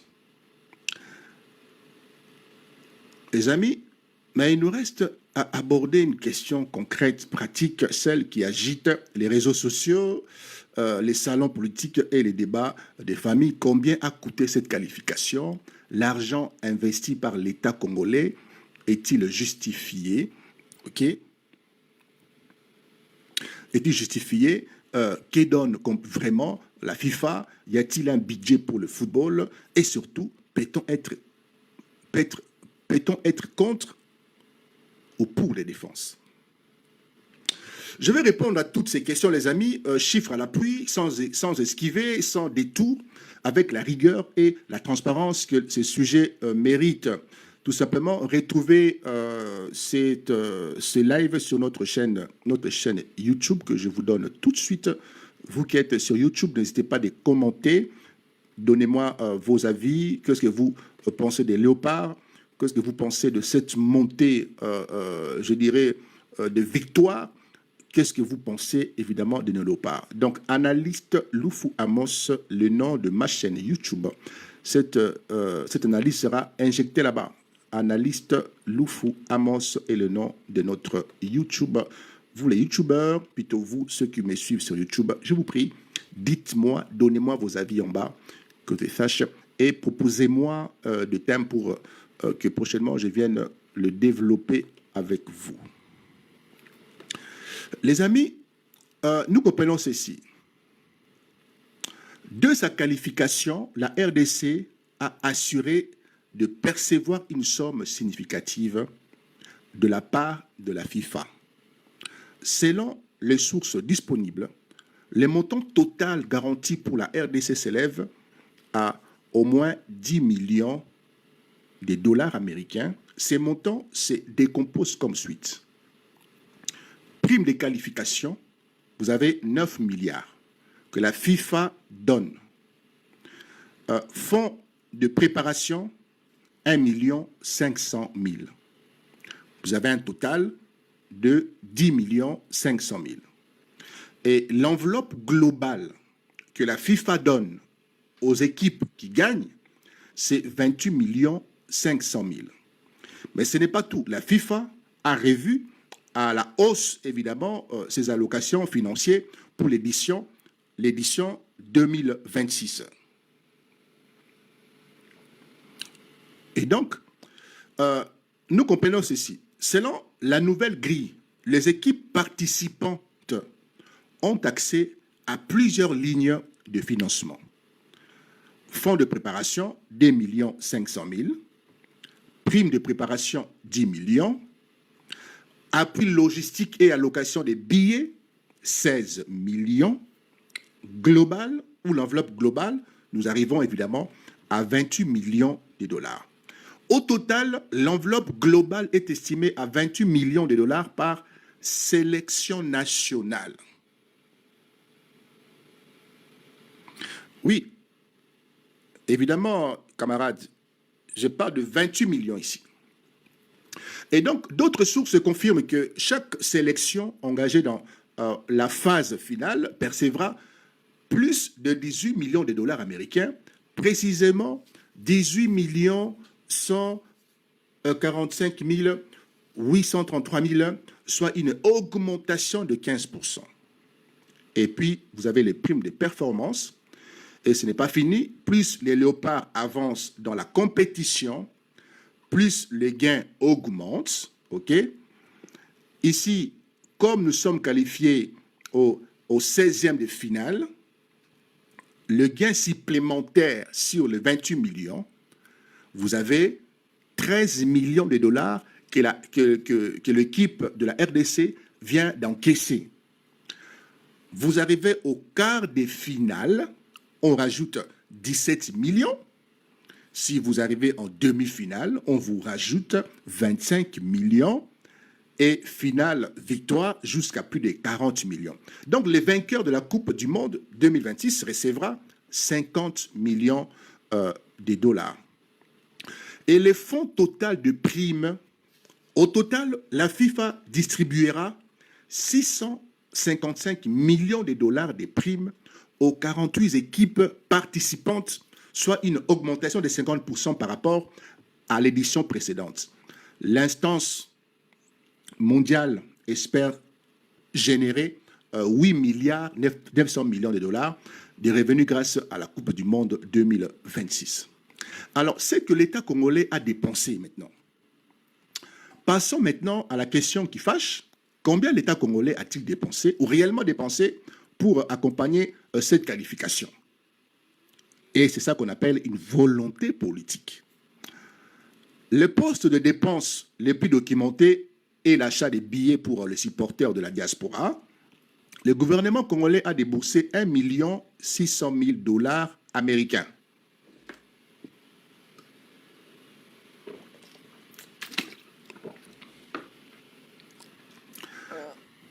Vous allez savoir ce que vous avez bénéficié, mon ami Quasimoto. Écoutez-moi bien. Le gouvernement congolais a bénéficié, a dépensé 1 600 000 dollars américains pour l'achat de billets destinés aux supporters congolais de la diaspora. Et selon le ministre des Sports, Didier Boudimbu, 1150 billets ont été acquis pour chacun des 3 matchs du premier tour, soit un total de 3 450 billets. Le ministre a précisé que le prix initial des billets avoisinait le 700 $ l'unité, avant qu'une négociation avec la FIFA ne permette d'obtenir une réduction ayant conduit à une facture globale de 1 600 000 dollars. Nous avons acheté 1150 billets par match pour nos compatriotes lors de 3 rencontres du premier tour.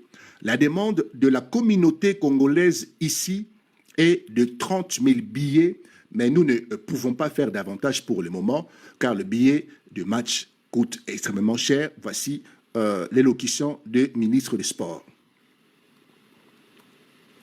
Et puis la prise en charge des supporters. Au-delà des billets, le gouvernement a annoncé la prise en charge complète des supporters sélectionnés.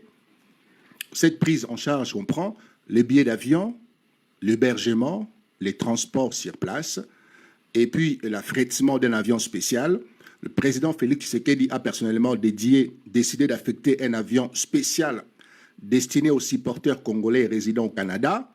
Cette opération exceptionnelle englobe les transports aller-retour entre Montréal et Mexique, une prise en charge complète de l'hébergement sur place. Le chef de l'État a choisi d'affecter un avion spécial destiné aux supporters congolais résidant au Canada. Cette initiative vise à massifier la présence de la diaspora dans les tribunes du stade Ancro de Guadalajara. Et donc, récapitulatif des dépenses connues. Achat des billets, 3 450 billets à 1 600 000 dollars. Les sources de ça viennent du ministère des Sports. Une prise en charge des supporters, le transport, hébergement et visa, montant qui n'a pas été communiqué. Affrètement d'un avion spécial Canada-Mexique, montant non communiqué. Et donc le total pour l'instant, nous sommes à 1 600 000 dollars.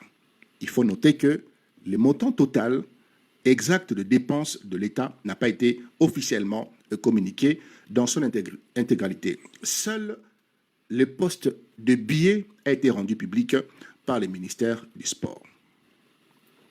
Les amis, ce que reproche le détracteur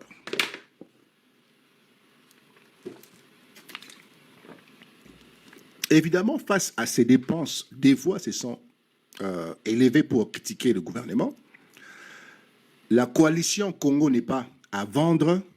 La coalition Congo n'est pas à vendre est une organisation de la société civile congolaise a pris position. Et donc, le CNPAV salue chaleureusement la qualification de l'équipe nationale, mais elle appelle à la transparence et à la redevabilité dans les dépenses publiques.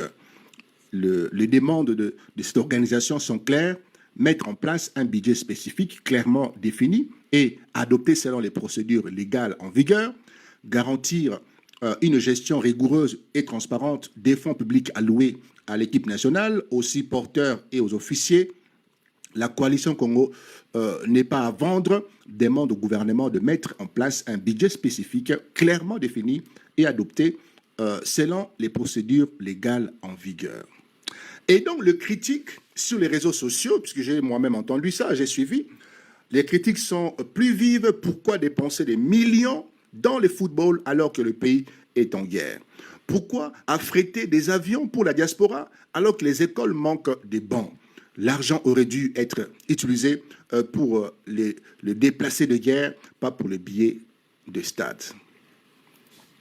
Les amis, les critiques les plus fondées concernant l'absence du budget spécifique pour le football, vous l'avez compris, la CNPAV elle-même reconnaît qu'il n'existe pas de budget spécifique clairement défini et légalement adopté pour l'équipe nationale.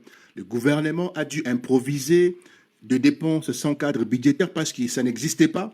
C'est un problème de gouvernance qui mérite évidemment d'être corrigé plus pour l'avenir. Et donc, la réponse maintenant aux critiques. Pourquoi ces dépenses sont légitimes? Nous l'avons déjà expliqué plus haut, mais là, je vais détailler. La FIFA finance, l'État investit. Je veux qu'on soit clair sur ça.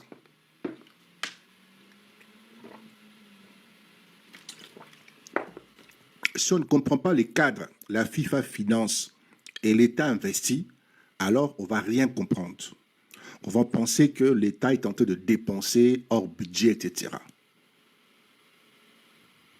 Les amis, premier argument, les 28 millions de dollars que la RDC perçoit de la FIFA ne sont pas une fin en soi. Ce sont des fonds dédiés au football. 28 millions que la FIFA donne à la fédération, c'est pour financer, c'est pour construire, c'est pour évidemment la dynamique au niveau de la RDC, construire et bâtir. L'argent que l'État congolais dépense pour accompagner les supporters n'est pas de l'argent perdu. C'est un investissement pour créer un mouvement national, une fierté collective, une vitrine mondiale. Et donc, et surtout, les dépenses de l'État sont largement inférieures aux revenus générés par la qualification. Regardons, le revenu de la FIFA, minimum garanti, le minimum 10 millions de dollars. Le minimum pour ceux qui ne vont pas participer au prochain match. Eux sont partis avec un minimum. Si nous étions disqualifiés ici avec le match d'hier, le Congo aurait reçu 10 millions. Maintenant, c'est que l'État a dépensé, a dépensé, ici pour le montant qui sont connus, 1 600 000. Et la FIFA a donné, pour ceux qui sont disqualifiés, si nous l'étions aussi disqualifiés, nous aurons eu 10 millions de dollars. Et solde positif en tout ça, si vous faites 10 millions moins 1 600 000, vous avez 8 900 000 dans la poche. Et c'est sans compter les primes, les performances potentielles, etc. Les amis. Et puis, deuxième argent. Les retombées de cette qualification sont inestimables. Vous ne pouvez pas le calculer à ces 1 600 000. Vous avez les retombées médiatiques. Des milliards de téléspectateurs pour celui qui a demandé qu'est-ce que le Congo a gagné. Le Congo a gagné quoi? De milliards de téléspectateurs à travers le monde voient les drapeaux congolais, entendent l'hymne national, découvrent une autre image du pays. Une campagne publicitaire de cette ampleur coûterait des millions de dollars. Vous avez la retombée diplomatique. Le monde parle du Congo autrement. Cela ouvre des portes, facilite les négociations, attire des investisseurs. La RDC renforce son image dans les instances internationales. Chaque image positive du Congo est une opportunité pour les investisseurs, pour les entreprises congolaises, pour les tourismes, pour les partenaires internationaux. L'attractivité économique est assurée à travers les sponsors, les partenariats et les investisseurs dans le football local. Si vous ne savez pas ça, vous allez comprendre autrement les choses. Et puis, les Congolais de l'étranger se sentent fiers, comme moi, très fiers, parce que nous sommes quand même parmi les grandes équipes qui ont passé la deuxième étape. Nous sommes plus enclins à investir, à revenir, à contribuer au développement de la RDC. J'ai parlé tout à l'heure de la volonté exprimée. la Coupe du Monde ici, les joueurs en majorité provenant de la diaspora, est une volonté politique. Ils ont mis les moyens pour aller chercher ces différents joueurs. Ils ont mis en place un dispositif pour aller le chercher. Et donc, c'est une question de volonté politique. Les amis, de célébration massive à Kinshasa et dans tous les pays ont montré l'impact de cette qualification sur la cohésion nationale. Les amis, la qualification de la RDC ne se limite pas à une prime financière, ne se limite pas à 1 milliard, à 1,6 million. Regardez un peu comment tous les Congos étaient dans la joie. Regardez un peu comment ça a fêté partout. Regardez un peu l'engouement. Regardez un peu d'autres youtubeurs, d'autres influenceurs dans le monde, comment ils parlent aujourd'hui de la RDC. On ne parle même plus de guerre. Donc on parle d'une RDC, des léopards. Vous avez déjà la présence de ces léopards avec un tenue à ce qui les particularise. Vous avez un certain Lumumba qui renaît de ses cendres. Donc tout ça, c'est ce qu'on appelle ici le marketing. Ça touche les esprits, ça marque, ça s'imprègne, ça reste, et c'est beaucoup plus, ça vaut plus que 1 million, 1,6 million que l'État a injecté dans cette affaire. Et donc, troisième argument, la critique la plus fondée concerne l'absence évidemment de budget que nous avons déjà parlé tout à l'heure. La comparaison avec d'autres pays. Quatrième argument, tous les pays qualifiés investissent dans l'accompagnement de leurs supporters et de leurs équipes. La RDC ne fait que rattraper son retard. J'ai oublié évidemment les Fimbu, mon frère, Fimbu. J'ai oublié les Fimbu. Les Fimbu, aujourd'hui, qui est chanté dans le monde entier. Vous avez j'ai vu de mes propres yeux de stars planétaires danser sur les Fimbu. Fimbu, la marque des fabriques. Fimbu, devenu un symbole. Fimbu, cher ami. Donc, ça ne blague pas. Et donc, tout ça, c'est réellement beaucoup plus important que le 1,6 million que l'État congolais a injecté. Les amis, soyons pragmatiques. Regardons beaucoup plus haut. Volons beaucoup plus haut que, évidemment, les simples pigeons devenant des aigles. Regardons panorama cette histoire pour que nous puissions comprendre l'impact. L'impact, les amis. L'impact. La RDC ne fait que rattraper son retard après 52 ans d'absence. Les grandes nations du football dépensent des sommes bien beaucoup plus importantes pour leurs supporters. Regardez un peu au niveau, regardez un peu combien il y avait de supporters, des supporters portugais. Vous pensez que l'État portugais a dépensé combien pour avoir tous ces Portugais dans ces stades? Vous pensez c'était moins de 10 millions? C'était pas moins de 10 millions? Vous pensez que c'était moins de 10 millions?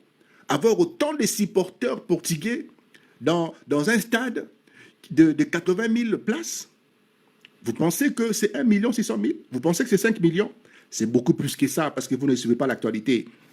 Et donc, nous ne faisons que rattraper. Nous sommes en retard. Nous avons 52 ans de retard. Sinon, le président aurait affrété des avions de la Belgique, la France, l'Allemagne, donc mis en place un dispositif pour que nous aussi, en Belgique, nous puissions participer là-bas. C'est ça qu'il faut comprendre. Donc, ce qui est critiqué, ou ce qui est critiqué en RDC comme un gaspillage, est considéré comme normal dans le pays qui participe régulièrement aux Coupes du Monde. C'est tout à fait normal. Pour eux, c'est normal. Cinquième argument, cette qualification intervient à un moment crucial. La RDC mène un combat diplomatique pour sa reconnaissance internationale. Elle fait face aux sanctions contre le Rwanda, aux enjeux de la transition énergétique, aux défis sécuritaires. Le football est un levier diplomatique très puissant. Le football est un levier, est un élément, est un facteur, un levier diplomatique très haut, puisqu'il permet d'attirer l'attention des grandes puissances, renforcer l'image du pays, créer des opportunités de partenariat, montrer que la RDC est plus qu'un pays de guerre. La qualification renforce l'image du pays dans les instances sportives et internationales et renforce la mobilisation nationale en étant un facteur d'unité et de fierté collective. C'est ça qu'il faut voir en premier et ne pas vous focaliser sur 1 million, même sur 2 millions, même sur 5 millions. C'est beaucoup plus que ça. Le ministre des Sports a révélé que la demande de la communauté congolaise aux États-Unis atteint 30 000 billets. Alors que le gouvernement n'a pu en acheter que 3 550. Il y avait 30 000 demandes de billets. Mais puisque nous sommes serrés au niveau du budget, l'État n'a pu simplement mettre sur la table un budget pour 3 450 billets. Vous pensez qu'il y avait combien de supporters belges? Vous pensez qu'il y avait combien de supporters marocains? Vous pensez qu'il y avait combien de supporters portugais quand nous avons joué contre le Portugal? Vous pensez qu'il y avait combien de supporters brésiliens? Vous pensez qu'il y avait combien de supporters allemands? Vous savez combien ces pays ont payé pour leurs supporters? Les amis, sur 30 demandes, rien que 3 450 a été évidemment accepté. Donc, la ferveur autour de la participation de la RDC à la Coupe du Monde 2026 témoigne de l'engouement exceptionnel des Congolais de l'étranger. Chers amis, investir pour permettre à cette diaspora de soutenir l'équipe nationale, c'est répondre évidemment à une attente populaire et renforcer le lien entre la diaspora et la patrie. Les amis, ce sont des enfants qui sont nés ici en Belgique. Ce sont la jeunesse, ceux qui sont nés ici en Belgique, qui ont dansé hier. Qui ont dansé hier dans les rues des capitales belges, Paris, Luxembourg, l'Allemagne, et partout. À Bruxelles, c'était très chaud. Mais ce sont des enfants, 20, 21, et qui se sentent pleinement congolais, malgré qu'ils ont la nationalité belge. Mais ce sont des véritables Congolais, c'est la fierté. Et cette fierté vaut plus que 1 600 000. Chers amis, je pense que nous sommes arrivés à la fin de cet entretien. Je pense que je veux atterrir là. Le travail, évidemment, reste à nos autorités de continuer dans cette volonté politique qui s'est montrée payante, puisque si nous n'avions pas mis les moyens pour aller chercher nos joueurs, nos enfants en Europe, vous pensez vraiment qu'on allait faire partie des équipes qui ont joué aux États-Unis si on n'avait pas mis en place les moyens nécessaires? Si le président n'avait pas demandé à son ministre des Sports de mettre en place les moyens, il faut aller chercher les talents où ces talents se trouvent. Si c'est en Belgique, allez-y. En France, allez-y. En Chine, allez-y. Mettez-y les moyens. Et donc, l'argent qui a été mis en place ou les moyens délivrés pour atteindre cet objectif, nous avons eu des jeunes joueurs talentueux qui nous font rêver aujourd'hui. Et ça, laissez-moi vous dire, ça vaut plus que 10 millions. C'est beaucoup plus que 10 millions. Donc, que retenir ici? Premièrement, la RDC perçoit au moins 10 millions de dollars de la FIFA avec une enveloppe globale pouvant atteindre les 28 millions de dollars. Deuxièmement, l'État congolais a dépensé au moins 1 600 000 pour l'achat des billets, plus des sommes non communiquées pour la prise en charge des supporters et l'affrètement de l'avion. Troisièmement, les dépenses de l'État sont largement inférieures aux revenus générés par la qualification. Quatrièmement, les critiques sur le manque de transparence et l'absence de budget structuré sont fondées et doivent être prises en compte, évidemment. Cinquièmement, les retombées médiatiques, diplomatiques, économiques et sociales de cette qualification sont inestimables. Et donc, l'avenir du football congolais dépend de la capacité à structurer, professionnaliser et investir durablement dans le sport congolais. On peut critiquer le manque de transparence, d'accord. On peut critiquer l'absence de budget structuré, ok. On peut critiquer la gestion parfois improvisée, mais on ne peut pas critiquer l'idée même d'investir dans le football. Parce que le football, c'est l'une des vitrines les plus puissantes qu'un pays puisse avoir. Parce que le football, c'est un levier de développement, de fierté et d'unité nationale. Parce que le football, c'est ce qui a permis à la RDC de revenir au centre du monde. La réussite sportive, les amis, de l'équipe nationale ne saurait être dissociée de l'exigence d'intégrité et de responsabilité dans la gestion publique. Les amis, je vous souhaite une bonne soirée. J'ai terminé mon exposé. Vous pouvez retrouver cet exposé sur notre chaîne YouTube dans les noms que j'ai donnés tout à l'heure. Très simple. YouTube, analyste Loufou Amos. Analyste Loufou Amos, notre YouTube. Allez-y là-bas. Donnez-moi vos idées. Dites-moi quel sujet vous aimeriez bien que je puisse traiter, etc. Évidemment, ça va m'aider aussi à répondre à plusieurs demandes. Je vous souhaite une bonne soirée. Bye bye. Et nous finissons par, évidemment, une musique de victoire. Je vous souhaite une bonne soirée. Bye.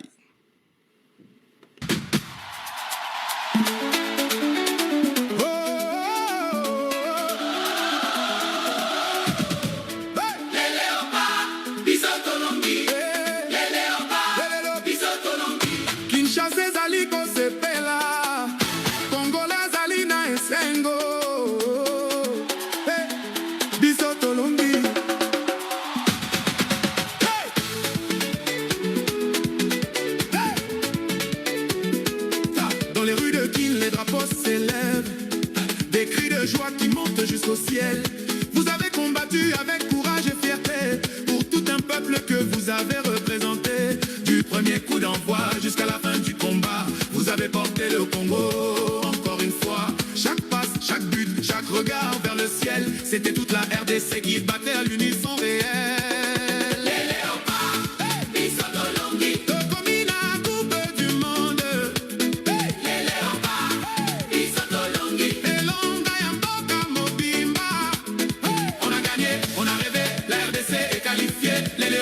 Les léopards, le peuple chante votre gloire.